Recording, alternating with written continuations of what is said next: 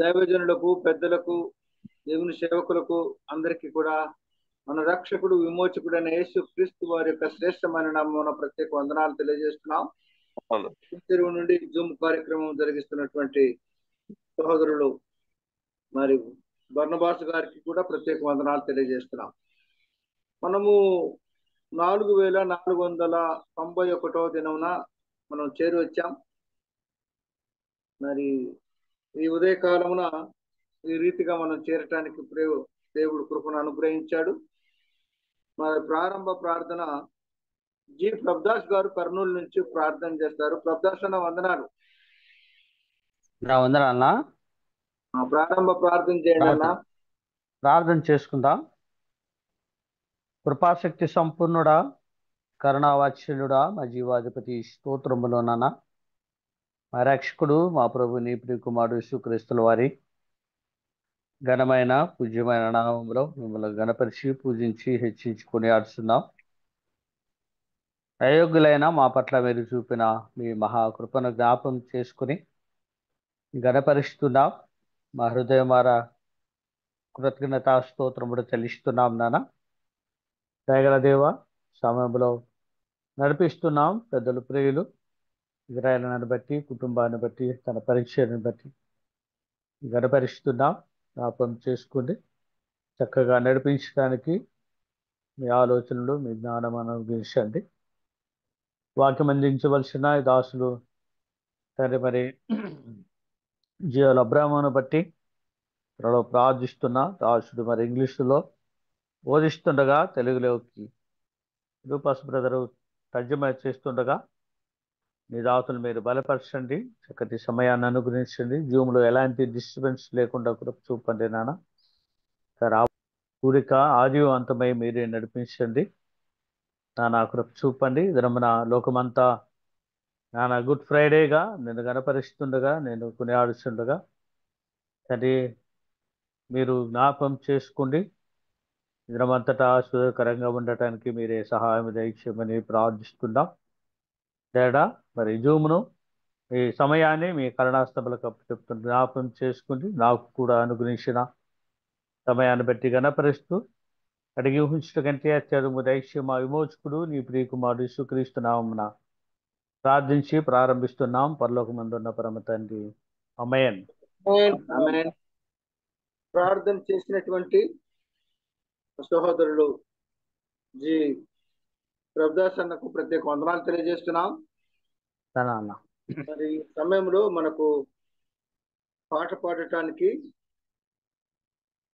సహోదరులు ఆరు మధు గారు బనగానపల్లి నుంచి ఉన్నారు, నంద్యాల డిస్టిక్ నుంచి. వారు పాట పాడి వినిపిస్తారు. మధు బ్రదర్ వందనాలయ్యా. అంకుల్ వందనాలు. అంకుల్ వందనాలు. పాట పాడండి. జూమ్ లో చేరి వచ్చిన పెద్దలకు, దేవుని దాసులందరికీ ప్రభు నాన్న వందనాలు. జీవస్వరాల పుస్తకంలో ఉన్న 163వ కీర్తన పాడుకొని ప్రభునామాన్ని స్తుతిద్దాం.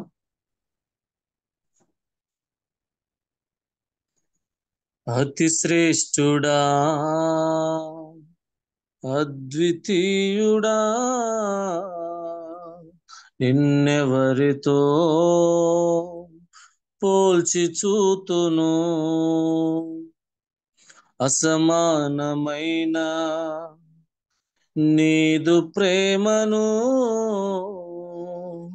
ఇలా దేనితో సరిచూతును.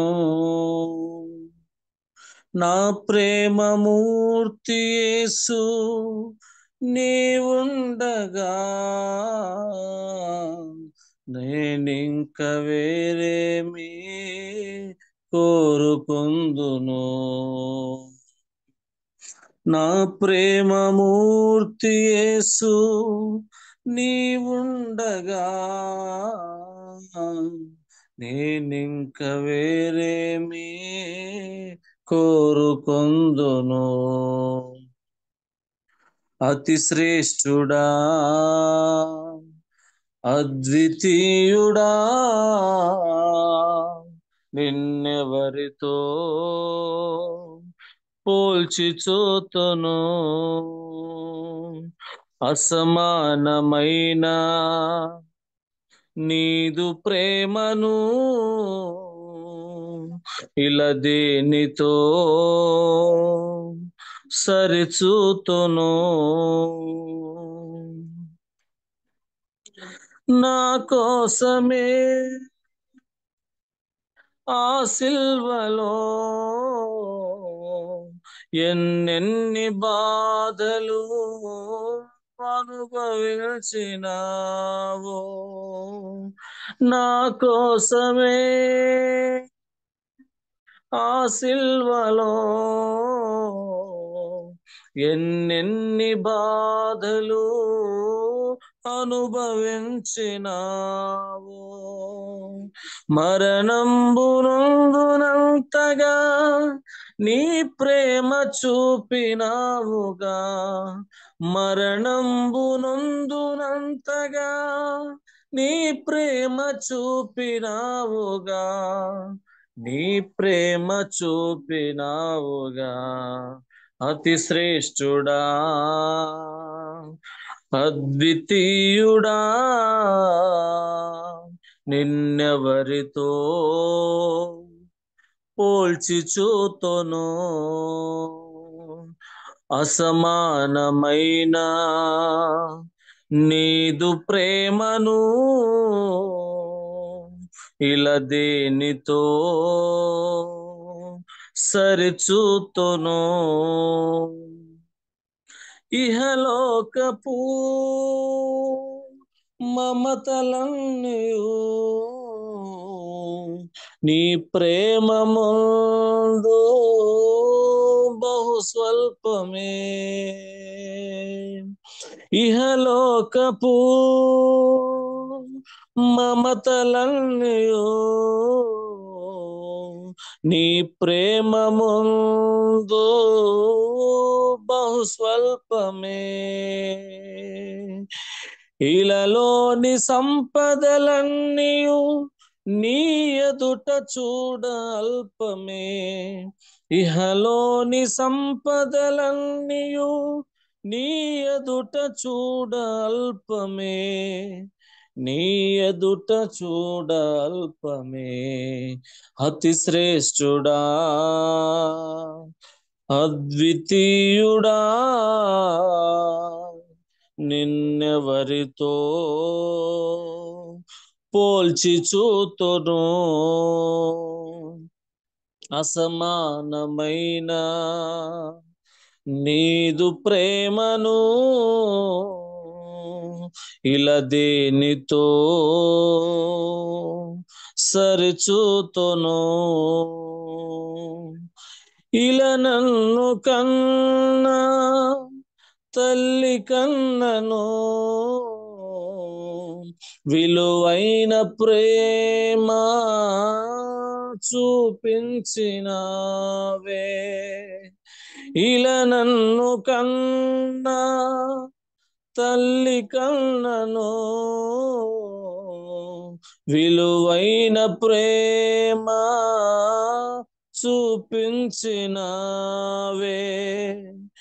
వెలలేని మంచి మిత్రుడా, బలమైన నా దేవుడా, వెలలేని మంచి మిత్రుడా, బలమైన నా దేవుడా, బలమైన నా దేవుడా, అతి శ్రేష్ఠుడా,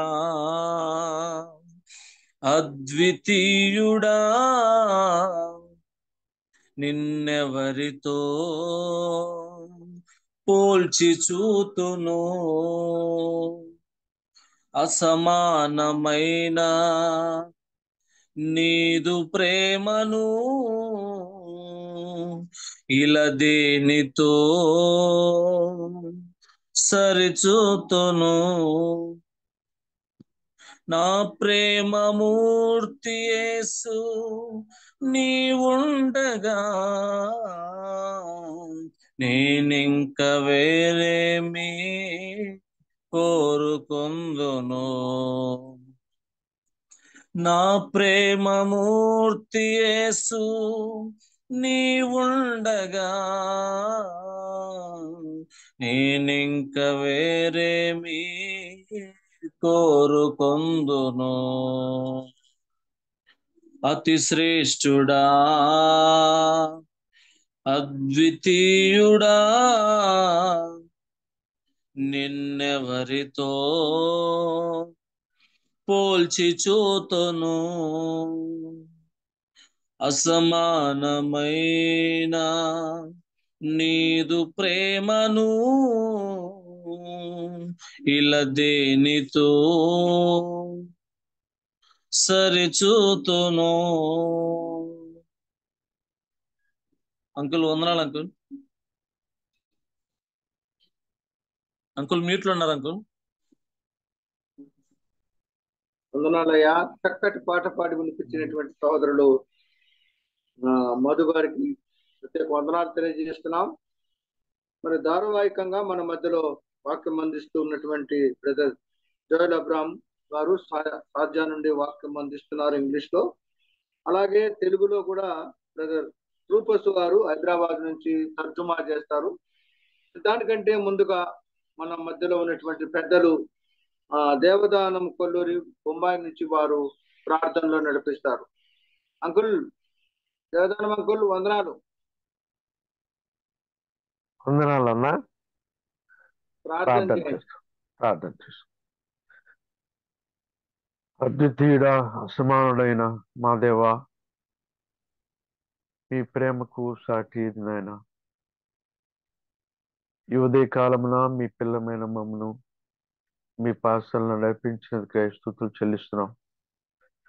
మీ కరుణ వాత్సల్యతను బట్టి, మీ దయను బట్టి, మీ ప్రేమను బట్టి మిమ్మల్ని స్తుతిస్తూ గణపరుస్తున్నాం నాయన.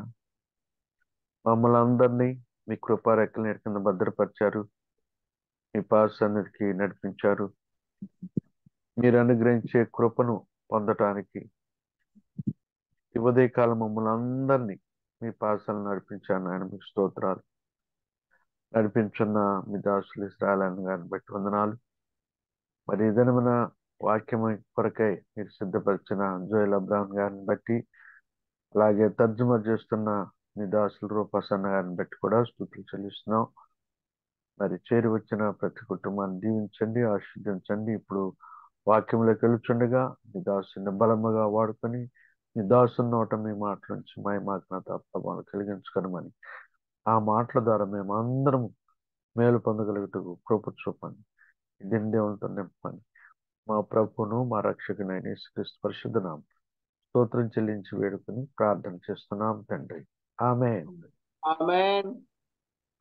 ప్రార్థన చేసినటువంటి దేవదానం అంకుల్ గారికి ప్రత్యేక వందనాలు తెలియజేస్తున్నాం. వందనాలన్నా. మన మధ్యలో దైవజనుడు బ్రదర్ జోయల్ అబ్రామ్ గారు ఉన్నారు సాధ్యా నుండి.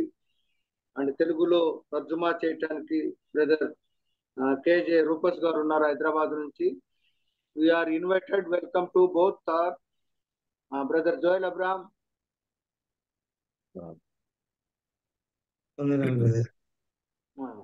Please take the word of God. Thank you, brother. Very good morning to everyone. Warm greetings in the precious name of our soon coming Lord and Savior Jesus Christ. అందరికీ ఈ యొక్క ఉదయకాలపు శుభాలు తెలియజేస్తున్నాను. అదేవిధంగా యేసు ప్రభువు యొక్క ప్రశస్తమైనటువంటి నామంలో, తిరిగా రానైనటువంటి క్రీస్తు యేసు నామంలో మీకందరికీ నా యొక్క శుభాభివందనాలు తెలియజేస్తున్నాను. The world is celebrating Good Friday. ప్రపంచమంతా కూడా ఈ రోజున శుభ శుక్రవారాన్ని ఆచరిస్తుంది. For us, every day with Jesus is sweeter than the day before, as a songwriter writes. కీర్తనకారుడు రాసిన విధంగా మనము దేవుని సన్నిధిలో ఉన్నంత వరకు కూడా మనకి ఎప్పుడు కూడా అది సంతోషకరమైనటువంటి దినాలుగానే మనం చూస్తాం. Thank you for your presence here and your prayers. And today morning also we have prayed and we have sung songs of beautiful song of praises. And we're going to glorify God as we're going to hear God's holy word, which is so precious for us. మనం పాడుకున్నటువంటి విధంగానే దేవుని స్తుతిస్తూ మనం పాడుకున్నాం. అదే విధంగా ఉదయకాల సమయంలో యేసు ప్రభు వారి యొక్క ధ్యానించడానికి మనకు దేవుడు అనుగ్రహించినటువంటి ఈ యొక్క సమయాన్ని బట్టి నేను ఎంతగానో దేవుని స్తుతిస్తున్నాను. Let's take a key verse for us and we're going to dwell on, based on the key verse, we're going to dwell on the subject of salvation, the completion of salvation, and the glory of God. ఈ యొక్క ఉదయకాల సమయంలో పరిపూర్ణమైనటువంటి రక్షణను గురించి, అలాగే మనం పొందబో దేవుని యొక్క మహిమను గురించి ఒక ప్రత్యేకమైనటువంటి వచనాన్ని చదువుకొని మన యొక్క ధ్యానాన్ని కొనసాగిద్దాం. Shall we turn our attention to 1 Thessalonians chapter 5, verse 23. తెస్సలోనికీయులకు రాసినటువంటి మొదటి పత్రిక 5వ అధ్యాయం 23. 23వ వచనం. తెస్సలోనికీయులకు రాసిన మొదటి పత్రిక 5వ అధ్యాయం 23వ వచనం.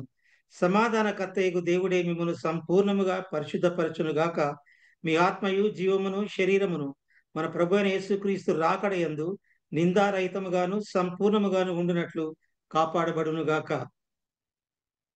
This is a very fundamental and a foundational verse for all of us.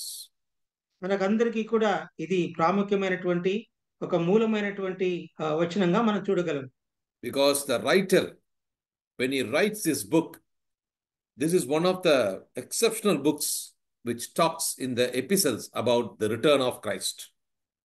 ఇది ఎంతో ప్రత్యేకమైనటువంటి పత్రికగా మనం చూడగలం. గ్రంథకర్త ప్రత్యేకించి యేసు ప్రభువారి యొక్క రాకడ గురించి ప్రత్యేకంగా రాస్తున్నట్టుగా మనం ఈ యొక్క పత్రికలో మనం చూడగలం.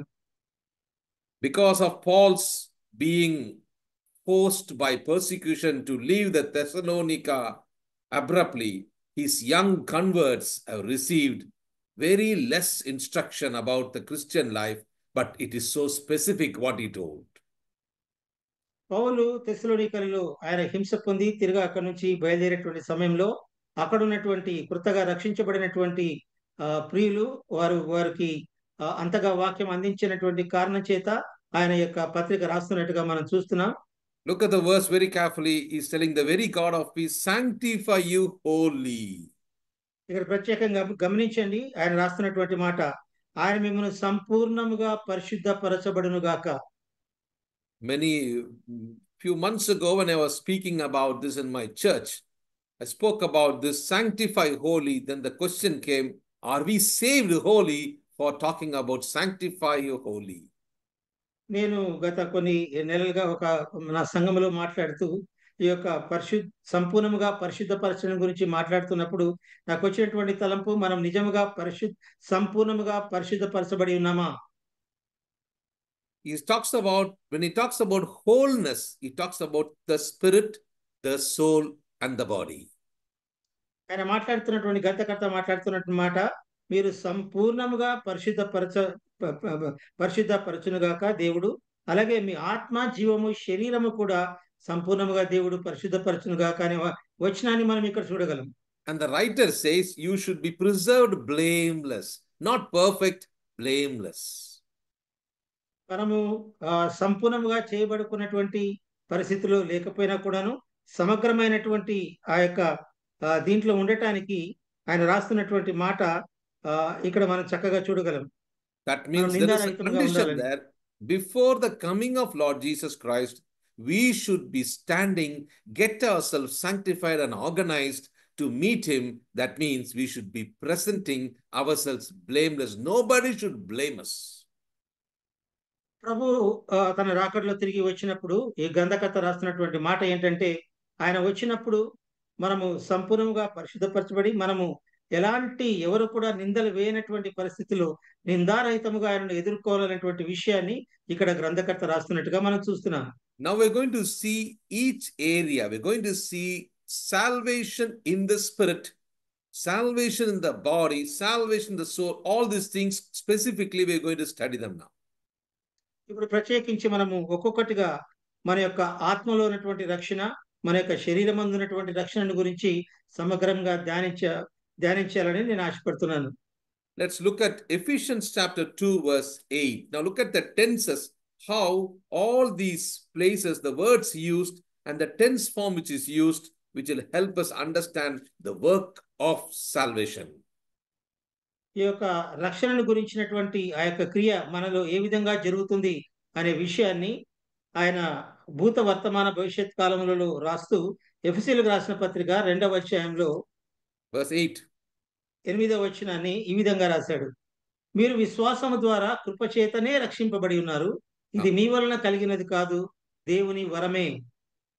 You have been saved, already saved. మీరు ఇంతకు ముందుగా రక్షించబడ్డారు, అది కృప చేతనే రక్షించబడి ఉన్నారు.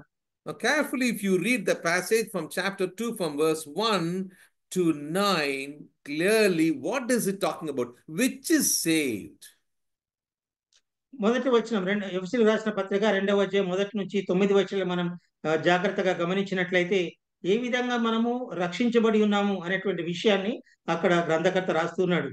Notice carefully, verse 2, he's talking about the past you walked according to the course of the world, according to the prince of the darkness, of the power of the air, the spirit that now worketh in the children of disobedience. He's talking about the spirit.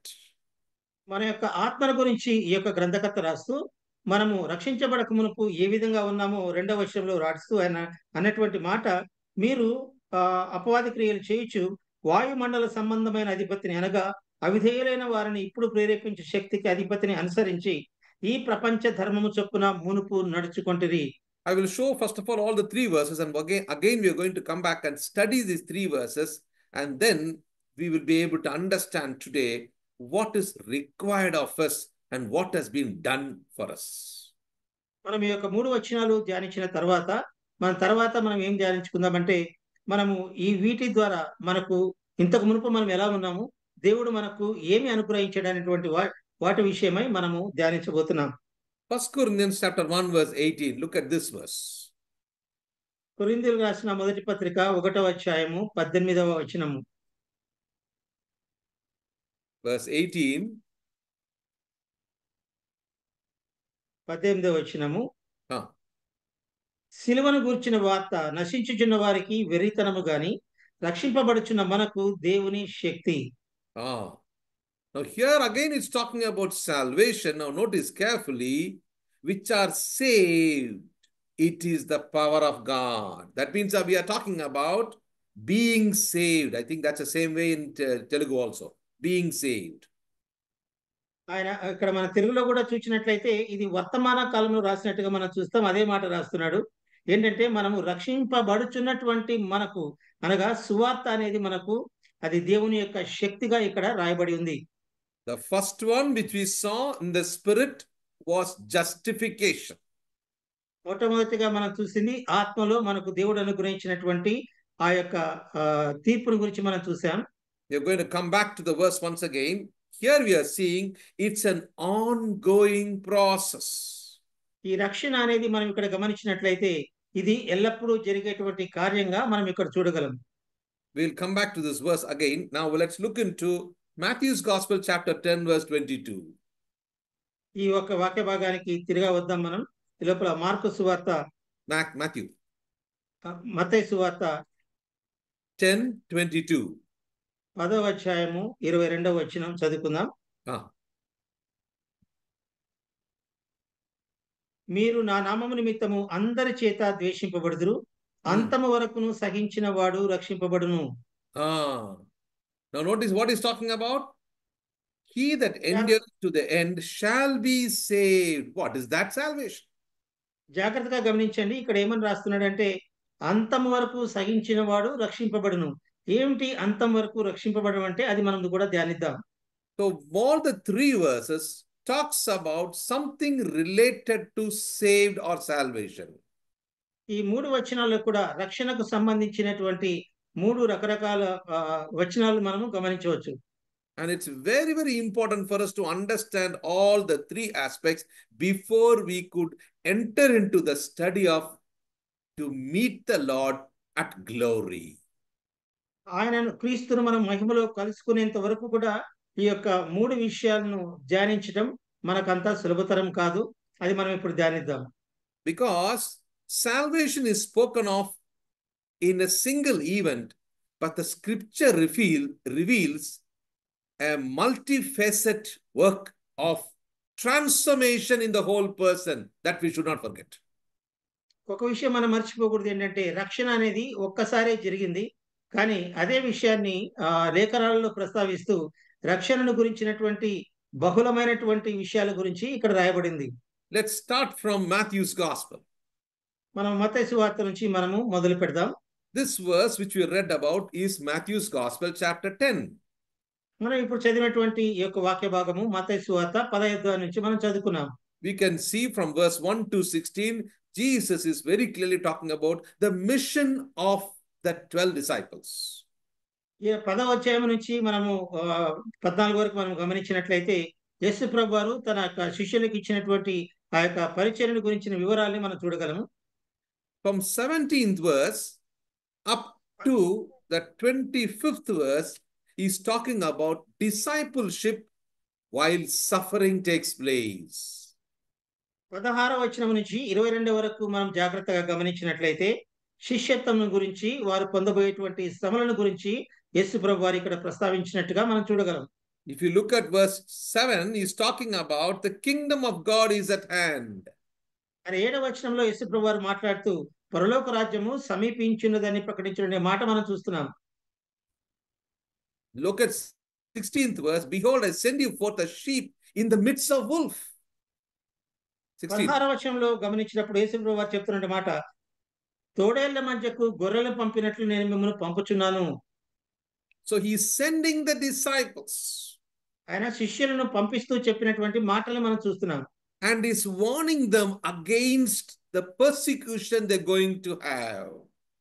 వారు పొందబోయేటువంటి శ్రమలను గురించి యేసు ప్రభు వారు వారికి ముందుగానే చెప్తున్నట్టుగా మనం ఇక్కడ గమనించగలం. Notice very carefully in verse 20, it is not that he speak, but the spirit of your father speaketh in you. అందువల్లే యేసు ప్రభు మాట్లాడినటువంటి మాట 28వ వచనంలో, మాట్లాడేది మీరు కారు, మీ తండ్రి ఆత్మ మీలో ఉండి మాట్లాడుచున్నాడే గాని మాట్లాడేవారు మీరు కాదు అని కూడా ఆయన చెప్పినట్టుగా చూస్తున్నాం. And then look at verse 21, 22 and then 23. 21 నుంచి 23 వరకు మనం చదువుకుందాం. సహోదరుడు సహోదరుని, తండ్రి కుమారుని మరణముకు అప్పగించెదరు. పిల్లలు తల్లిదండ్రుల మీద లేచి వారిని చంపెదరు. మీరు నా నామము నిమిత్తము అందరి చేత ద్వేషింపబడుదురు. అంతం వరకు సహించిన వాడు రక్షింపబడును. వారు ఈ పట్టణంలో మిమ్మల్ని హింసించినప్పుడు మరి యొక్క పట్టణమునకు పారిపోవుడి. మనుష్య కుమారుడు వచ్చే వరకు మీరు ఇశ్రాయేలు పట్టణములలో సంచారం చేసి ఉండరని నిశ్చయముగా మీతో చెప్పుచున్నాను. Now come and read verse 28. 28. 28వ వచనానికి మనం వచ్చినట్లయితే, మరియు ఆత్మను చంపనేరక దేహమునే చంపు వారికి భయపడకుడి, కానీ ఆత్మను దేహమును కూడా నరకములో నశింపజేయగలవానికి మిక్కిలి భయపడుడి. Fear not them which kill the body. కేవలం దేహమును చంపేటువంటి వారికి మీరు భయపడొద్దనేటువంటి మాటను యేసుప్రభువు వారు పలుకుతున్నారు. So he is encouraging them, don't be afraid. వాళ్ళని మీరు భయపడవద్దు అని యేసుప్రభువు వారు చాలా ప్రోత్సహించినట్టుగా మనం చూస్తున్నాం. So here he is referring them to not to get confused, or during persecution don't think that you're going to be lost. ఆయన శిష్యులకు చెప్తున్నటువంటి మాట, మీరు భయపడవద్దు, కలవరపడొద్దు, ఈ రెండింటికి తేడా గమనించండి అనేటువంటి విషయాన్ని వాళ్ళకు బోధిస్తున్నట్టుగా మనం ఇక్కడ చూస్తున్నాం. Here the context is all about the body. ఇది ఇక్కడ ఉన్నటువంటి సందర్భం అంతా కూడా శరీరం గురించినటువంటి ఆయన మాట్లాడినటువంటి మాటలు. Look at verse 30, he is talking about every hair of your head are numbered.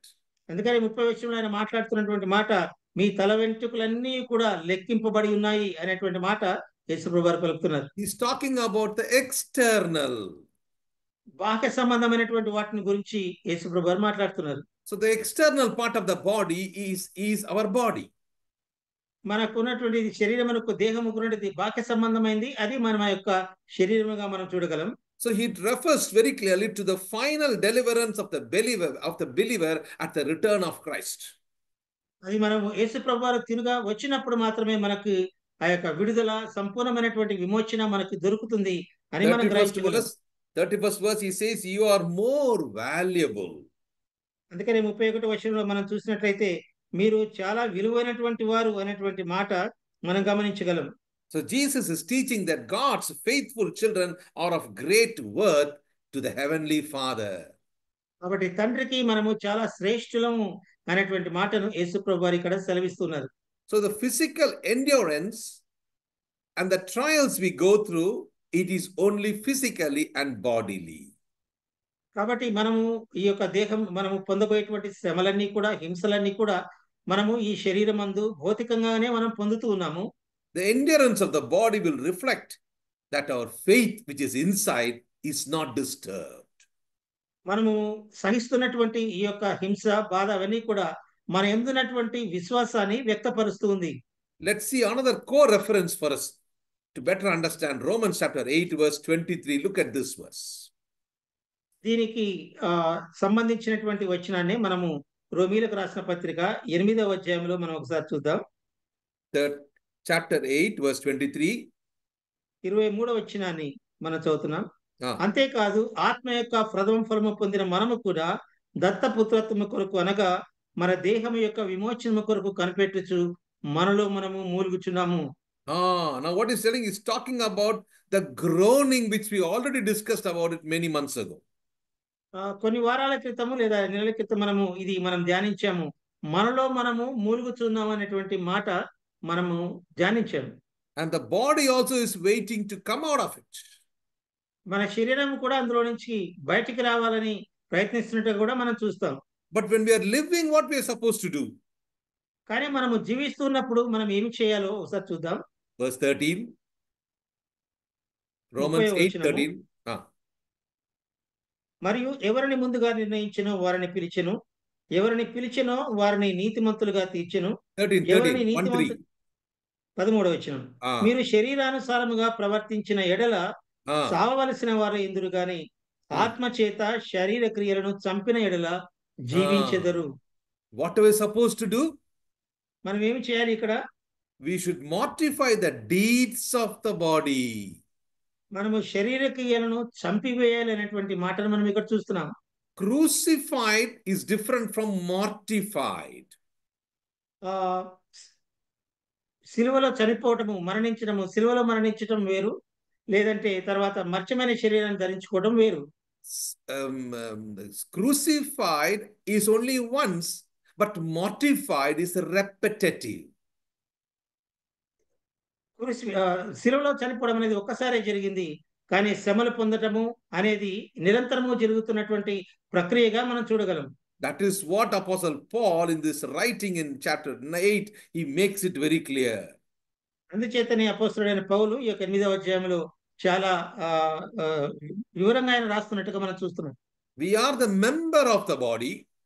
మనమందరం కూడా ఆయన యొక్క శరీరంలో అవయవములో ఉంటున్నాం. So we should be very careful that we are mortifying the deeds of the body that we should live. కాబట్టి మనము జీవించాలంటే మన యొక్క శారీరక క్రియలన్నింటినీ కూడా చంపివేయాలనేటువంటి మాటను పౌలు ఇక్కడ రాస్తున్నాడు. So here again, if you look into verse 10, if Christ be in you, the body is dead because of sin, but the spirit is life because of righteousness. అందుచేతనే పౌలు 10వ వచనంలో రాస్తూ, క్రీస్తు మీలోనున్న ఎడల మీ శరీరం విషయమై మృతమైనది కానీ మీ ఆత్మ నీతి విషయమై జీవము కలిగి ఉన్నది. If I have to take an Old Testament picture to understand, ఒకవేళ నేను పాత నిబంధన గ్రంథం నుంచి ఒక సన్నివేశాన్ని నేను తీసుకున్నట్లయితే, think about the land of Canaan. కనాను యొక్క దేశాన్ని గురించి ఒకసారి మనం గమనించినట్లయితే, okay, it is the body which is ruled by giants. అవన్నీ కూడాను కనాను దేశంలో బలాఢ్యులైనటువంటి వారి చేత పరిపాలించబడిందిగా మనం చూడగలం. Many times we sing a song of spiritual Canaan, but I really don't appreciate that song because in Canaan there are giants. కనాను దేశంలో గురించి మనం చాలా ఉత్సాహవంతమైనటువంటి గానాలు చేస్తాం, కానీ అది నేను ఒప్పుకోను. ఎందుకంటే కనాను దేశంలో ఉన్నటువంటి వారు చాలా బలాఢ్యులు. So the body is ruled by giants. కాబట్టి మన యొక్క శరీరము బలాఢ్యులైనటువంటి వాని చేత అది నియంత్రించబడుతుంది. What about the old man? అయితే మన యొక్క ప్రాచీన పురుషుని గురించి మనం మాట్లాడినట్లయితే, old man means it talks about the mind that wants to sin again and again. ప్రాచీన పురుషుడని మనం జాగ్రత్తగా గమనించినట్లయితే మన పూర్వ సంబంధమైనటువంటి పాపాలను మరలా చేద్దామనేటువంటి కోరికగా మనం దాన్ని పోల్చి చూడగలం. What about the flesh? That is the nature of man.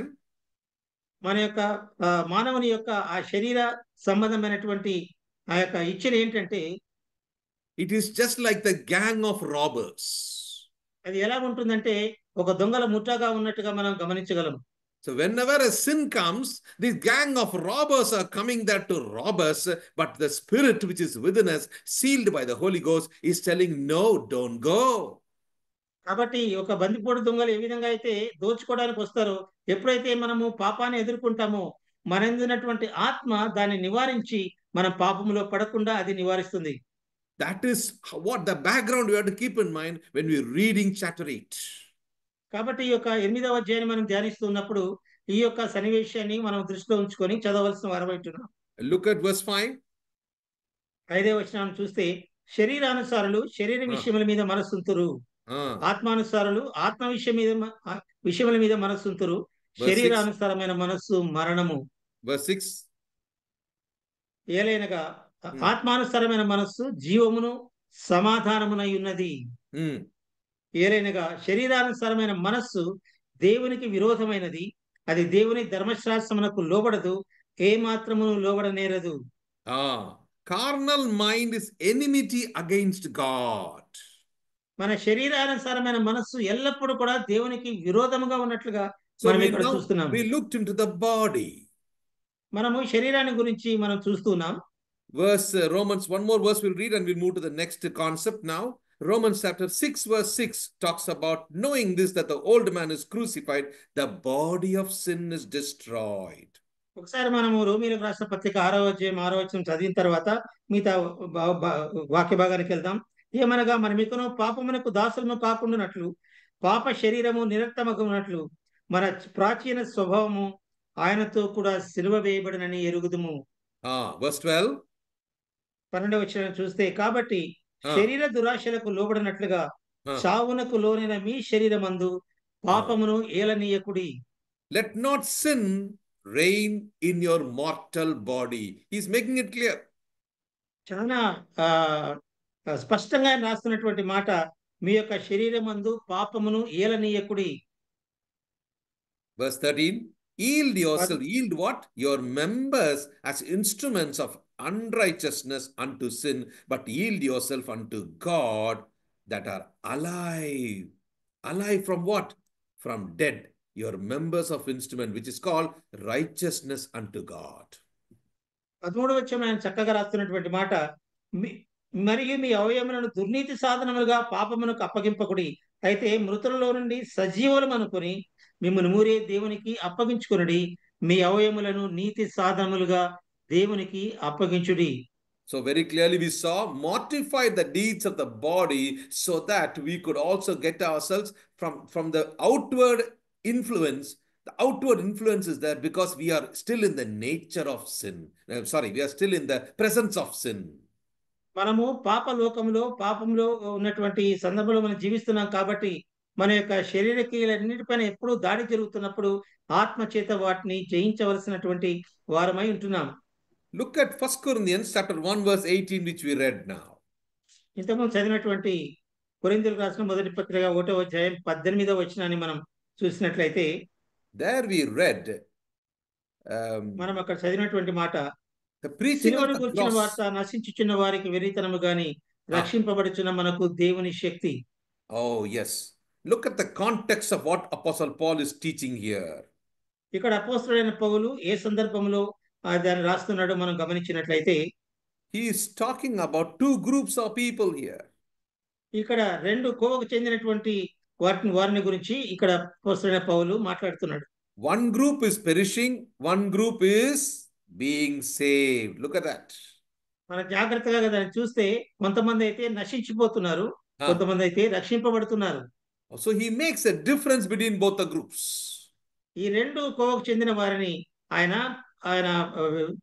దాన్ని పూర్తిగా వివరించినట్టుగా మనం చూస్తాం.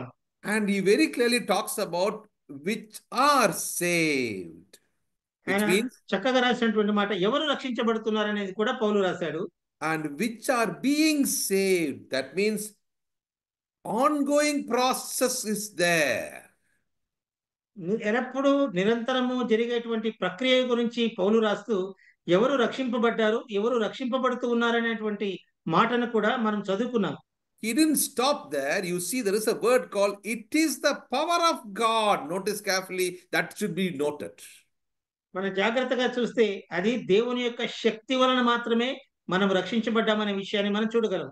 So, which are being saved, it is only the power of God which could establish us or help us to make our identity sure. ఖచ్చితంగా మన యొక్క ఆ యొక్క ఇక రాస్తున్నటువంటి మాట, నశించుచున్నటువంటి మనకు, అది రక్షింపబడుతున్నటువంటి మనకు ఆ యొక్క సువార్త దేవుని యొక్క శక్తిగా ఉంది అని మనకున్నటువంటి ఆ యొక్క ఐడెంటిటీని లేదా ఆ యొక్క గుర్తింపును గురించి పౌలు రాస్తున్నట్టుగా మనం చూస్తాం. Why did Apostle Paul talk specifically to the Corinthian church like this? ఎందుచేత పౌలు ఈ విధమైనటువంటి వాటిని గురించి రాశాడో మనం చూసినట్లయితే, because the message of the cross doesn't involve wisdom, truth, and philosophy and many other things. ఎందుచేతనంటే సిలువను గురించినటువంటి యొక్క వార్త అది ఏదో జ్ఞానానికి లేదా తత్వజ్ఞానానికి సంబంధించినటువంటిది కాదు. It is an active power of God. అది దేవుని యొక్క గొప్ప శక్తి అయి ఉన్నట్టుగా మనం చూస్తున్నాం. We saw in Ephesians, we're going to see again in Ephesians, we saw about it's by the grace of God. ఎఫెసీయులకు రాసిన పత్రికలో మనము చూడబోతున్నాం, మనము కృపచేతనే మనం రక్షించబడ్డామనేటువంటి మాటను మనం చూసాం. Verse 29, same chapter, 1 Corinthians chapter 1, no flesh shall glory in his presence. You see that? Verse 59 కదా, 29. 29వ వచనాన్ని మనం చూసినట్లయితే, ఏ శరీరయు దేవుని ఎదుట అతిశయింపకుండానట్లు జ్ఞానులను సిగ్గుపరచుటకు లోకములో నుండి వెర్రి వారిని దేవుడు ఏర్పరచుకొని ఉన్నాడు. Now notice 29 and 30, we are going to read very carefully. Notice carefully. ఈ యొక్క మాటను మనకు 27, 29 కలిపి రాసి ఉన్నాయి, అది మనం జాగ్రత్తగా చూద్దాం. ఏ శరీరయు దేవుని ఎదుట అతిశయింపకుండానట్లు జ్ఞానులను సిగ్గుపరచుటకు లోకములో నుండి వెర్రి వారిని దేవుడు ఏర్పరచుకొని ఉన్నాడు. బలవంతులైన వారిని సిగ్గుపరచుటకు లోకములో బలహీనులైన వారిని దేవుడు ఏర్పరచుకొని ఉన్నాడు. ఎన్నికైన వారిని వ్యర్థము చేయుటకు లోకములో నీచులైన వారిని, తృణీకరింపబడిన వారిని, ఎన్నికలైన వారిని దేవుడు ఏర్పరచుకొని ఉన్నాడు. అయితే మనము ఆయన మూలముగా మీరు క్రీస్తు యేసునందున్నారు.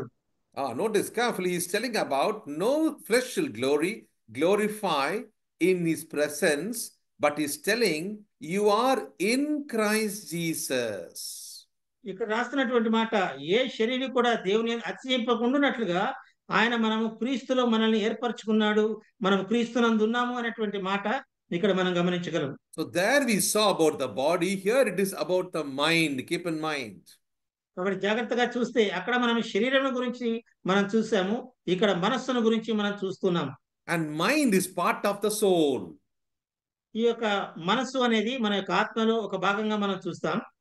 Romans chapter 12 verse 2 talks about how a soul works. రోమీయులకు రాసిన పత్రిక 12వ అధ్యాయంలో ఏ విధంగా ఆత్మ మనల్ని పనిచేస్తుంది అనే విషయాన్ని మనం చూడగలం. We are not going right now, but let's complete this verse 30. దానికి మనం వెళ్ళంగానే ఈ యొక్క 30వ వచనాన్ని మనము దీన్ని పూర్తి చేసిన తర్వాత, అయితే ఆయన మూలముగా మీరు క్రీస్తు యేసునందున్నారు, అతిశయించువాడు ప్రభువునందే అతిశయింపవలెను. Yes, he's telling you are in Christ Jesus, who of God has made unto us, look at this now, wisdom, righteousness, sanctification, and redemption. You are having this assured. ఖచ్చితంగా మనము పొందినటువంటి వాటిని గురించి పౌలు ఇక్కడ రాస్తూ, మనము క్రీస్తు యేసునందు ఉన్నాము, అది జ్ఞానము కలిగి ఉన్నాము, అలాగే ఆత్మను కలిగి ఉన్నాము, తర్వాత ఐశ్వర్యాన్ని కూడా కలిగి ఉన్నాము అనేటువంటి మాటల్ని ఇక్కడ మనం చూడగలం. So sanctification is already there. పరిశుద్ధపరచబడడం అనేది అక్కడ ముందుగానే జరిగినట్టుగా మనం ఇక్కడ చూస్తున్నాం. Notice very carefully, he was talking about how we are to mortify the members of the body, but here he's talking about sanctification is a process in the mind. ఇక్కడ మనం జాగ్రత్తగా చూసినట్లయితే మనము ఆయనను పొందుకొని ఉన్నాము, మన శరీరంలో మనం జీవిస్తున్నాము, ఆయన మహిమపరచాలి. అదే విధంగా మనం ఏ విధంగా ఆయన యొక్క మహిమను పొందబోతున్నాము అనేటువంటి విషయాన్ని కూడా ఇక్కడ పౌలు రాస్తున్నాడు. Verse 31, as it is written, he that glorifieth, let him glorify in the Lord. 31వ వచనం మనం చూసినట్టు, అతిశయించువాడు ప్రభువునందే అతిశయింపవలెను అని వ్రాయబడినట్లు దేవుని మూలముగా ఆయన మనకు జ్ఞానము, నీతి, పరిశుద్ధత, విమోచనములు ఆయన విషయాన్ని మనం చూస్తాము. And after saying this, you look at verse chapter 5. మనం ఇది చూసిన తర్వాత 5వ వచనంలో మనం చూసినట్లయితే, క్రీస్తును గూర్చిన సాక్ష్యము మీలో స్థిరపరచబడినందున ఆయన యందు మీరు ప్రతి విషయములోను, అనగా సమస్త ఉపదేశములోను సమస్త జ్ఞానములోను ఐశ్వర్యవంతులైతిరి. You can read chapter 5, verse 7. 1 Corinthians chapter 5, 7 brother. Yeah, correct. కొరింథీయులకు రాసిన మొదటి పత్రిక 5వ అధ్యాయం 7వ వచనంలో చూస్తే, మీరు పులిపిండి లేనివారు Correct. గనుక క్రొత్త ముద్ద అవుటకై ఆ పాతదైన పులిపిండిని తీసి పారవేయడి. ఇంతేకాక క్రీస్తువును మన పస్కా పశువు వధింపబడెను.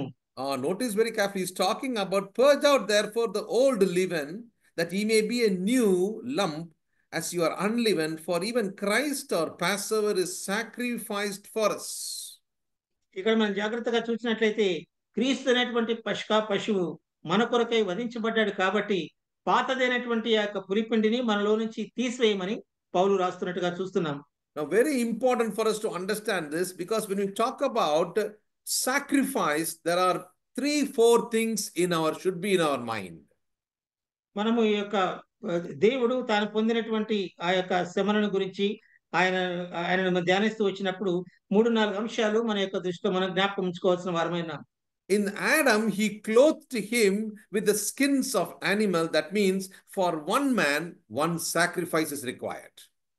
మనం జాగ్రత్తగా చూస్తే ఆదామును దేవుడు జంతు చర్మం చేత కప్పాడు. కాబట్టి ఒక్క మనిషికి ఒక్క జంతువు మాత్రమే అక్కడ అవసరమైనట్టుగా చూస్తాం. In Pascha, what did you see? That for one family, there should be one lamb.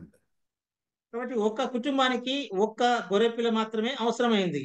That is what is called that is the Pascha which is mentioned there. కాబట్టి అక్కడ రాసినటువంటి ఆ పస్కాకు సంబంధించినటువంటి విషయంలో ఒక్కరికి ఒక కుటుంబానికి ఒక్క గొర్రెపిల్ల మాత్రమే అవసరం. But the Israelites, on the day of atonement, it is one nation, one sacrifice. ఇక్కడ మన జాగ్రత్తగా ఇశ్రాయేలు విషయంలో చూసినట్లయితే వారి విమోచన కొరకు ఒక్క దేశమంతటికి ఒక్క గొర్రెపిల్లగా మనం చూస్తాం. But when Jesus came for the whole world, it was one sacrifice. కానీ మనము యేసు ప్రభువుని గురించి ధ్యానించినప్పుడు ఆయన వచ్చి మన కోసమే చనిపోయినప్పుడు మనందరి నిమిత్తమై ఆయన చనిపోయినట్టుగా మనం చూస్తాం. And that is why you see here in chapter 5, he's talking about Christ our Passover. అందువల్లనే 5వ వచనంలో రాస్తూ క్రీస్తే మన యొక్క పస్కా వధువు అని ఆయన చక్కగా రాసినట్టుగా మనం చూస్తాం. 2 aspects are important regarding the cross. శిలువను గురించినటువంటి 2 విషయాలు చాలా ప్రాముఖ్యమైనటువంటివి. The Passover and the sacrifice, both are important. పస్కా పశువుగా వధించబడింది, తర్వాత Sacrifice. ఆయన చేసిన త్యాగము, ఈ 2 కూడా చాలా ప్రాముఖ్యమైనట్టుగా మనం చూడగలం. Saved from Egypt, that is common to all. ఐగుప్తు నుంచి విడిపించబడటము అందరికీ కూడా అది సంబంధించినటువంటిది, సామాన్యమైనది. But still they are weak and they can fall into sin. అప్పటికీ కూడా వారు చాలా బలహీనులు కాబట్టి ఆ పాపం చేసే విషయంలో వారు బలహీనులుగా ఉంటున్నారు. That is why a sacrifice was needed every time they come to the presence of God.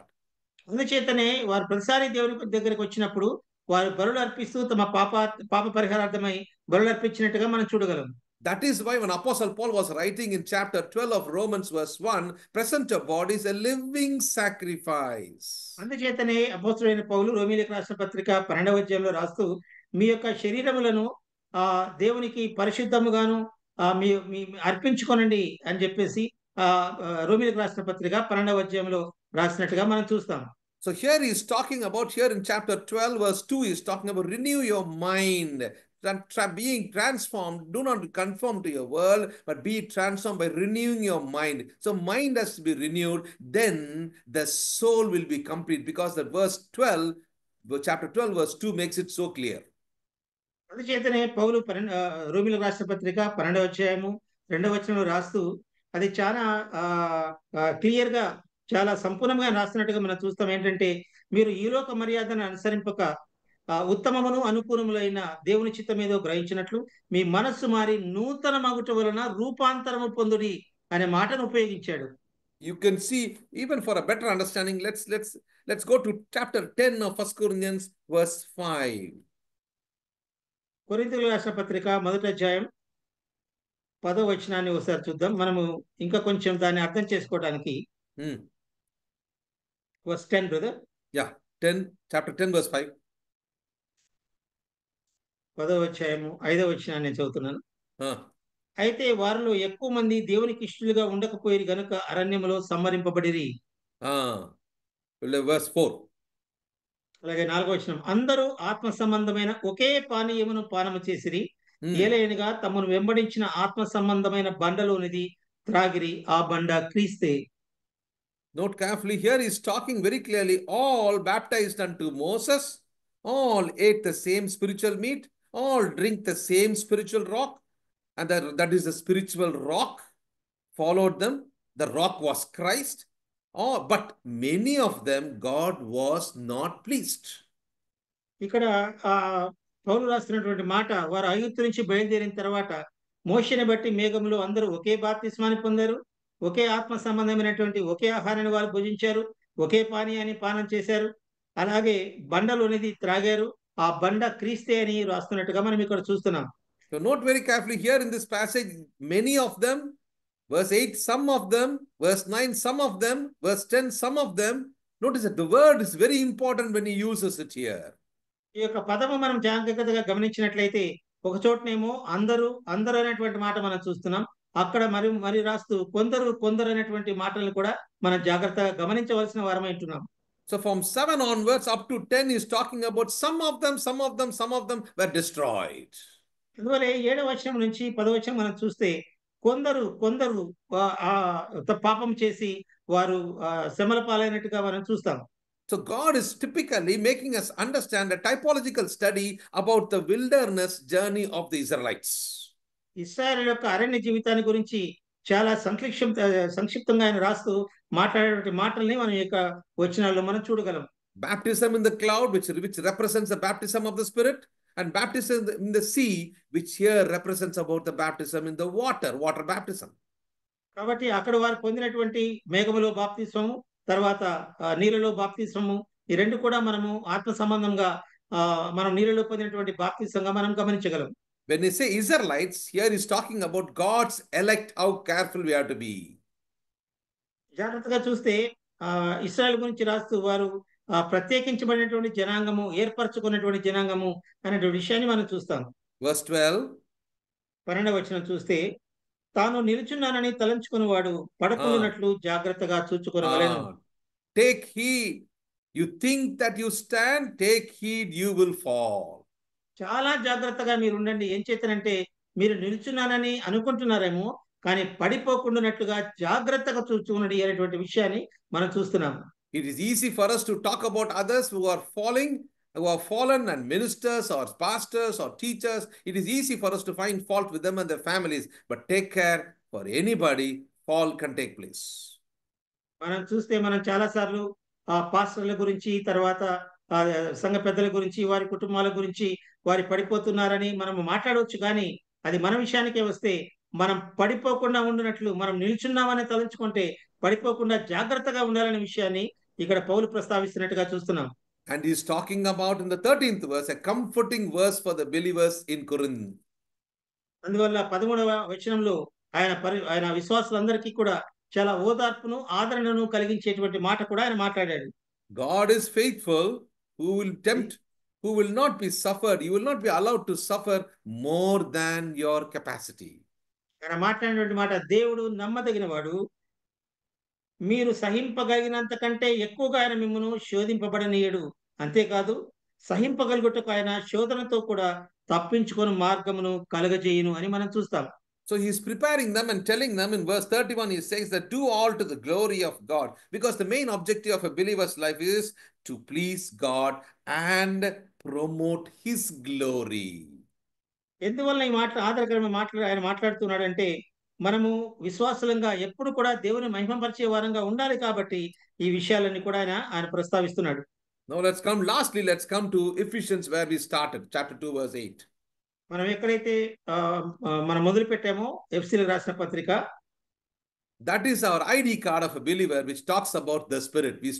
We saw about this body, we saw about the mind. Now we're going to look into the spirit. మనము శరీరమును గురించి చదివాము, అలాగే మనస్సును గురించి కూడా చదివాము. అది ఇప్పుడు మనము ఆత్మను గురించి చదవబోతున్నాము. అదే మనకు ఒక గుర్తింపు కార్డుగా ఉండబోతుంది. Verse chapter 2. 2వ అధ్యాయం New life in Christ. Where is this new life? క్రీస్తులో నూతనమైనటువంటి జీవము, నూతనమైనటువంటి ఆ యొక్క జీవితం అనేటువంటి విషయాన్ని మనం ఇక్కడ చూస్తున్నాం. Look at the verse which we read now, verse 8. By grace you are saved, which is a past tense. ఇది ఇక్కడ గతించినటువంటి భూతకాలానికి సంబంధించినటువంటి మాట ఏంటంటే, మీరు విశ్వాసం ద్వారా కృపచేతనే రక్షింపబడి ఉన్నారు. Matthew's Gospel, chapter 10, verse 22. What did you read? We read that you will be saved. కానీ మనం చదివినటువంటి మత్తయి సువార్త 10వ అధ్యాయం 22వ వచనంలో మీరు రక్షింపబడుతూ ఉన్నారు అనేటువంటి మాట మనం చూస్తాం. That was talking about in terms of body. అది మనకు శరీరం గురించి, అది వర్తమాన కాలంలో రాయబడినటువంటి మాటగా మనం చూడగలం. But we know very, very well as believers, Apostle Paul writes in the same Corinthians, he's talking about we are going to be given a new body.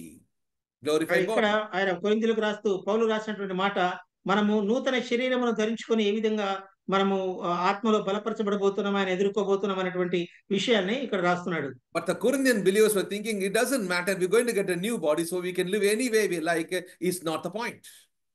కానీ కొరింథీయులో ఉన్నటువంటి విశ్వాసులు, మేము ఎలాగైనా జీవిస్తాం, ఏం చేస్తారంటే మేము ఎలాగో కూడా నూతన శరీరాన్ని దేవుడు మాకు అనుగ్రహిస్తాడు అని వారు తలంచుకుంటున్నారు. కానీ that is why in Corinthians chapter 1 verse 18 he's talking about you are being saved because your mind has to be renewed. ఆయన 18వ వచనంలో రాస్తూ ఆయన పలికినటువంటి మాట ఏంటంటే, శిలువను గూర్చిన వార్త నశించున్న వారికి వెరితనము గాని రక్షింపబడుచున్న మనకు దేవుని యొక్క శక్తి ఏనుంది, జ్ఞానుల జ్ఞానము నాశనం చేతును. అనగా మనం ఏ విధంగా కొరింథీయులు అనుకున్నట్టుగా మనము ఏ విధంగా రక్షింపబడబోతున్నాం అనేటువంటి విషయాన్ని పౌలు తర్వాత వచనంలో రాశాడు. So the clear picture is the life of the cross should be shown in your mind also. Romans 12:2, we read it again. మనము ఇంత ముందుగా చదువుకున్నటువంటి రోమీయులకు రాసిన పత్రిక 12వ అధ్యాయంలో చదువుకున్నట్టుగా మనము రూపాంతరం చెందుతూ మనలో ఉన్నటువంటి పొందుకున్నటువంటి రక్షణను ఇతరులకు చూపించే విధంగా మనం జీవించాలని పౌలు బోధిస్తున్నాడు. But here when you see, look at chapter 2, you are dead in trespasses and sins. Who were dead? మీరు మీ యొక్క పాపముల చేతను అపరాధముల చేతను చచ్చిన వారయుండగా క్రీస్తు మిమ్మల్ని బ్రతికించాడనే విషయాన్ని ఎఫెసీయులకు రాసిన పత్రిక 2వ అధ్యాయంలో పౌలు రాశాడు. Verse 2, you are the spirit now worketh in the children of disobedience. మీరు అవిధేయులైనటువంటి పిల్లలు, కానీ ఇప్పుడు దేవుడు మిమ్మల్ని రక్షించాడు అనేటువంటి మాటను ఎఫెసీ రాసిన పత్రిక 2:2లో ఆయన రాశాడు. See, when the spirit is not correct, everything will go wrong. ఎప్పుడైతే మన యొక్క ఆత్మ సరిగా లేకపోతే ప్రతిదీ కూడా మనము తప్పు చేసే వారంగా మనం ఉంటాం. Third verse, last part is talking about by the nature of the spirit of the children of wrath. He's talking about the nature of the children of wrath. దేవుని యొక్క పిల్లల యొక్క ఆ యొక్క శరీరానుసారమైనటువంటి మనస్సును గురించి ఆయన ఇక్కడ రాస్తున్నాడు 3వ వచనంలో. Fourth verse is telling, but God with his great love. కానీ 4వ వచనంలో పౌలు రాస్తున్నటువంటి మాట, దేవుడు ఎప్పుడు కూడా కరుణా సంపన్నుడు. Verse 5, quickened us together with Christ. What was quickened? ఇక్కడ 5వ వచనంలో ఆయన రాసినటువంటి మాట, మన ఎడల చూపిన తన మహా ప్రేమ చేత మనల్ని క్రీస్తు కూడా బ్రతికించెను, కృపచేత మీరు రక్షింపబడి ఉన్నారు. ఏది ఆయన మనల్ని తొందర పెట్టుచున్నాడు అనే మాట మనం చూస్తే, yeah, the spirit was quickened together with Christ. By the grace we were saved. మన ఏ యొక్క ఆత్మ చేత అయితే మనం రక్షించబడ్డామో ఆ వాటిని గురించి పౌలు ఇక్కడ ప్రస్తావిస్తున్నాడు. And then he says, you raised up together and made us sit us together in heavenly places. So actually we are sitting in heavenly places in spiritually speaking. మనం ఆత్మ సంబంధంగా మాట్లాడినట్లయితే మనము రక్షింపబడి పరలోక సంబంధమైనటువంటి పిలుపును మనము పొందుకున్నాము అనేటువంటి మాటను ఇక్కడ మనం చూస్తున్నాం. Because we were spiritually dead before, now we're spiritually alive. మనం ఒకప్పుడైతే మన యొక్క ఆత్మ సంబంధంగా మనం చచ్చిన వారంగా ఉన్నాం, కానీ ఇప్పుడు క్రీస్తుతో కూడా మనం లేపబడినటువంటి వారంగా ఉంటున్నాం. Now notice very carefully, when we are talking about this, we are talking about two important things, not just only regeneration. ఇక్కడ జాగ్రత్తగా గమనించండి, ఇవన్నీ కూడా మనం చదువుతున్నప్పుడు మనం ఇక్కడ ఉన్నటువంటి ఈ యొక్క జనాంగాన్ని గురించి, మనం ప్రస్తుతం ఉన్నటువంటి ఈ యొక్క జనాంగం గురించి అది రాయబడలేదు. కానీ Now commonly what is happening is people talk about regeneration and they say conversion. Regeneration itself is not conversion. ఇక్కడ మనం జాగ్రత్తగా గమనించినట్లయితే మనము తిరిగి జన్మించడము అనేది మనము రీజనరేషన్. Yeah, regeneration. Regeneration, మనము rebirth, the word rebirth, reborn, born again. మనము తిరిగా జన్మిస్తాము అనేటువంటి మాట అది మన యొక్క జీవితంలో ప్రాముఖ్యంగా మనం చూడగలం. Now, two things are very important. One is from God, another one is from man.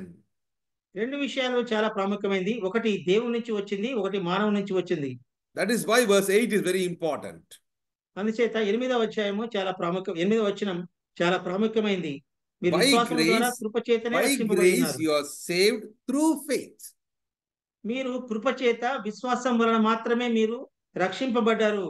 So no, when you talk about born again, we are talking about regeneration, but note carefully, conversion takes place when we ourselves by faith believe. కాబట్టి మనము నూతనముగా జన్మింపబడిన వారమైతే నూతన జనాంగముగా మార్చబడిన వారము. తర్వాత అది మనము కృపచేత విశ్వాసము ద్వారా మనం పొందుకున్నటువంటి రక్షణగా మనం ఇక్కడ చూస్తున్నాం. And what kind of faith we should have?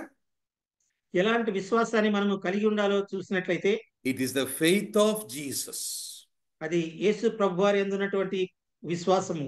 Before we close, let's look into one more verse, very important verse for us to understand, which maybe some time ago I read it. I'll read it again. Revelation chapter 14. మనము ఇంకొంచెము దాన్ని అర్థం చేసుకోవడానికి ముగించక మునుపు ఇంకొక మాట మనము చదువుకుందాం. Chapter 14 verse 12, Revelation. ప్రకటన గ్రంథము 14వ అధ్యాయం 14.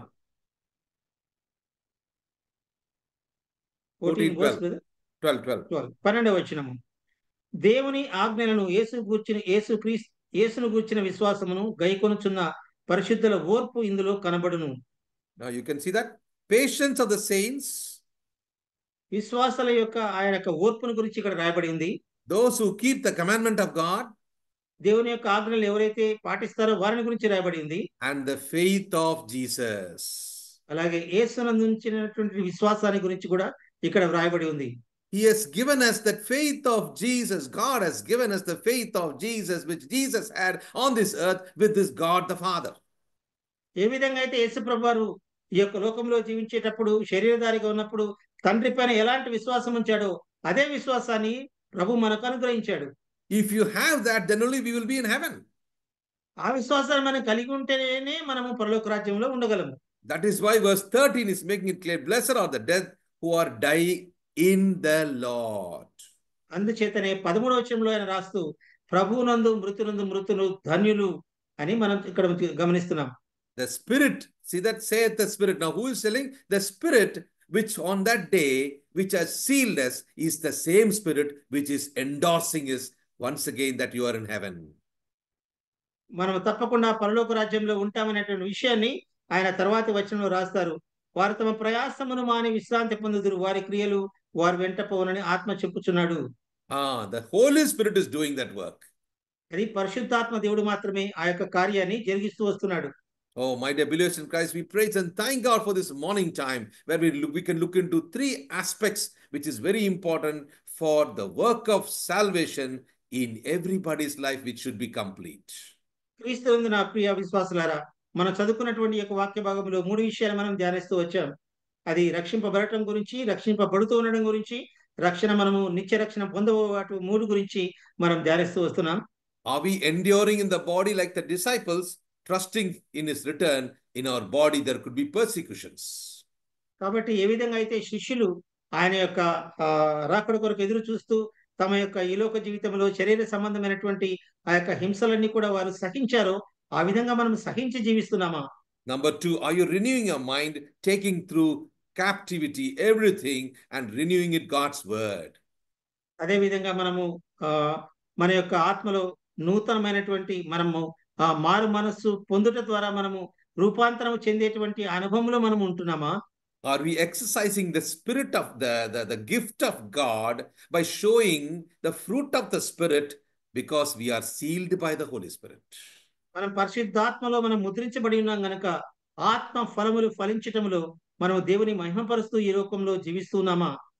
May the Lord's name be glorified, where we could be able to study. God gives us one more chance. We will study a little more about knowing him better day by day. కాబట్టి దేవుడు ఇచ్చినటువంటి సమయాన్ని బట్టి దేవుని స్తుతిస్తున్నాను. రాబోయే కాలంలో ప్రభు చిత్తమైతే దేవునిలో ఏ విధంగా మనము ఎదుగుతూ దేవుని యొక్క మహిమలోనికి మనం పాలు పొందగలము అనేటువంటి విషయాల గురించి కూడా మనము ధ్యానించబోతున్నాం. May the Lord's name be glorified as we started studying 1 Thessalonians chapter 5 verse 23, where our whole body, soul and spirit, we should be able to be standing in front of God blameless. కాబట్టి మనం చదువుకున్నటువంటి తెస్సలోనికీ రాసిన పత్రిక 5వ అధ్యాయము 8వ వచనంలో రాసినట్టుగా మన యొక్క ఆత్మ, మన యొక్క శరీరము, మన యొక్క దేహము అన్ని కూడా ప్రభువులో మనము నిందారహితులముగా ఆయనను ఎదుర్కొనేటువంటి సమయంలో ఉండాలని నేను కోరుకుంటూ ఈ యొక్క ముగింపులోనికి నేను వస్తున్నాను. May the Lord's name be glorified, and thank you for patiently listening to God's word. Thank you, Brother Rufus, also for the translation. మీరు చాలా ఓపికగా ఈ యొక్క వాక్యాన్ని మీరు విన్నందుకు నేను మీకు అందరికీ నా యొక్క కృతజ్ఞత తెలియజేస్తూ ఈ యొక్క వాక్యాన్ని ఇంతటితో నేను ముగిస్తున్నాను. దేవుని యొక్క నామానికి మహిమ కలుగును గాక. మంచిది. చక్కటి వర్తమానము అందించినటువంటి సేవకులకు ప్రత్యేక వందనాలు.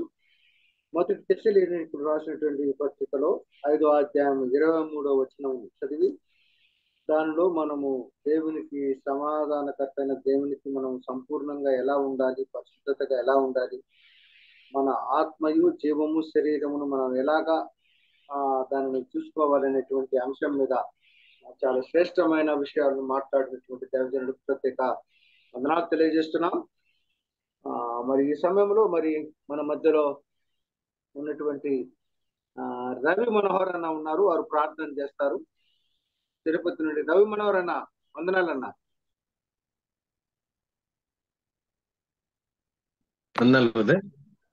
ప్రార్థన చేయండి అన్న. ఓకే బ్రదర్, వందనాలు. పేరు వచ్చిన అందరికీ ప్రేమ వందనాలు. ప్రియులారా, ప్రార్థన చేసుకుందాం. కరుణా సంపన్న మా ప్రియ పరలోకపు తండ్రి, శాశ్వతమైన ప్రేమతో మనం ప్రేమిస్తున్న మహోన్నతుడ, మహాపరిశుద్ధుడ, మీకే స్తుతులు స్తోత్రములు. ఉదయ కాలమున మీ పాద సన్నిధిలో మేము మార్నింగ్ కాన్ఫరెన్స్ లో చేరి రావడానికి 4491 రోజునికి నడిపించారు. మీ స్తోత్రములు చెల్లిస్తున్నాం. ఈ కూడికను ప్రతిరోజు నడపడానికి మీ దాసుడు బర్నబాస్ గారికి ఇచ్చినటువంటి జ్ఞానం బట్టి మీకు స్తోత్రములు చెల్లిస్తున్నాం. కుటుంబాన్ని, సేవను జ్ఞాపకం చేసుకుని మీ కృపలో వర్ధిల్ల చేయమని వేడుకుంటున్నాం. అలాగని ఈ రోజు మా పెద్దలు బ్రదర్ ఇస్రాయల్ గారు అధ్యత వహించి నడిపించిన రీతిని బట్టి మీకు స్తోత్రములు. పాట పాడిన బ్రదర్ మధు గారి వరకు మనం స్తుతిస్తున్నాం, స్తోత్రిస్తున్నాం. మరి ముఖ్యంగా మరి మా ప్రభా చక్కని సందేశాన్ని మాకు అందించినటువంటి బ్రదర్ జోయల్ అబ్రహాం గారిని బట్టి మేము స్తుతిస్తున్నాం. మీ ఆత్మతో నింపి మా మధ్యకు తీసుకుని వచ్చి ఆత్మీయ విషయాలు అనేకం అందించట్లో కృప చూపించారు. అందరి బట్టి మీకు స్తోత్రములు చెల్లిస్తున్నాం. మా ప్రియులు రూఫస్ గారిని కూడా మీరు దీవించి చక్కగా తర్జుమా చేయడానికి కృప చూపించారు. అందరి బట్టి మీకు స్తోత్రములు చెల్లిస్తున్నాం. మరి మా ప్రభువా రక్షింపబడుట, రక్షణలో రక్షింపబడుచు ఉండుట గురించి, ఆ రక్షణ పొందుట గురించి చక్కని సందేశాలు మాకు వినిపించారు. మరి దేవుని మహిమను గురించి వివరిస్తూ అనేక విషయాలు ఇంతవరకు మాకు వినిపించారు. మీకు స్తోత్రం. మాకు తెలియని విషయాలు ఎన్నో మాకు వినిపిస్తూనే ఉన్నారు మా తండ్రి. అందరి బట్టి మీకు స్తోత్రములు. ఇంకా రాబోయే దినాల్లో కూడా ఈ మహిమలో ఉన్నటువంటి విషయాలు మేము ఎలాగూ మహిమలోనికి ప్రవేశిస్తాము, ఆయనలో ఉంటూ ఆయన ఎలాగా గణపరుస్తూ ఆ విషయాలు చెప్పబోచుండగా మీరే సిద్ధపరిచి నడిపించమని వేడుకుంటున్నాం. చేరి వచ్చిన పిల్లలందరిని బట్టి మీకు స్తోత్రం. పెద్దలు, సేవకులు, పరిచారకులు, విశ్వాసులు, సహోదరులు అందరి కొరకు మేము స్తుతిస్తున్నాం, స్తోత్రిస్తున్నాం. ప్రపంచమంతటా ఈరోజు గుడ్ ఫ్రైడేని జరుపుకుంటుండగా ఇదిగో మాకు ఈ ఉదయం చక్కని దేవుని మహిమను గురించి వివరించారు. మీకు స్తోత్రములు చెల్లిస్తూ ఉన్నాం. కరుణా సంపన్న మహిమగల దేవ, మరి దైనందిన జీవితంలో మేము దైనందిన కార్యక్రమాల్లో మేము వెళ్ళచుండగా మా ప్రభా మీరే మమ్మల్ని నడిపించమని, అనారోగ్యంగా ఉన్న బిడ్డలు ఎవరైనా ఉన్నట్లే వారికి మంచి ఆరోగ్యం దయచేయమని, ఇంకా అనేక అవసరాలు ఉన్న బిడ్డల కొరకు కూడా ప్రార్థన చేస్తున్నాం. మరి ముఖ్యంగా మా ప్రభు ఉదయాన్ని మీ పాదశంలో గడుపుటకు మీరిచ్చిన మంచి అవకాశాన్ని బట్టి మీకు స్తుతులు స్తోత్రములు చెల్లించి మా ప్రభు అయిన యేసుక్రీస్తు పరిశుద్ధ నామమున ప్రార్థించి వేడుకుంటున్నాం. పరలోకమున మా పరమ తండ్రి, ఆమేన్. చేసిన రవి మనోహర్కు వందనాలు చేస్తున్నాం. 4400